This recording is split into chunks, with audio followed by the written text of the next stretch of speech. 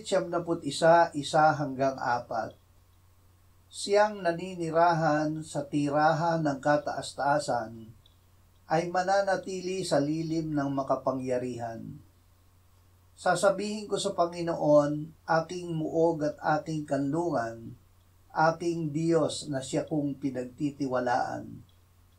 Sapagkat ililigtas ka niya sa bitag ng maninilo at sa nakakamatay na salot. Kanyang tatakpan ka ng mga bagwis niya, at sa ilalim ng kanyang mga pakpak ay manganganlong ka. Ang kanyang katapatan ay baluti at palangga. Nananahan sa pinakamakapangyarihan. Ang sumasampalataya sa Panginoong Hesus ay nananahan sa piling ng Diyos na pinakamakapangyarihan.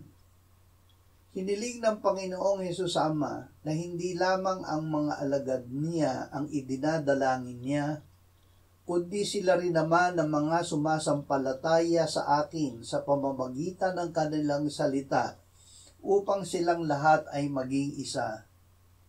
Gaya mo, Ama, na nasa akin at ako'y sa iyo, sana sila'y manatili sa atin upang ang sanlibutan ay sumampalataya na ako'y sinugo mo.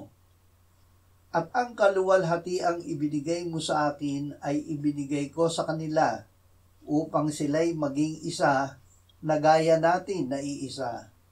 Ako'y nasa kanila at ikaw ay nasa akin upang sila'y maging ganap na isa, upang malaman ng sanlibutan na ikaw ang nagsugo sa akin at sila'y iyong minahal kung paanong ako'y iyong minahal. Habang buhay magpupuri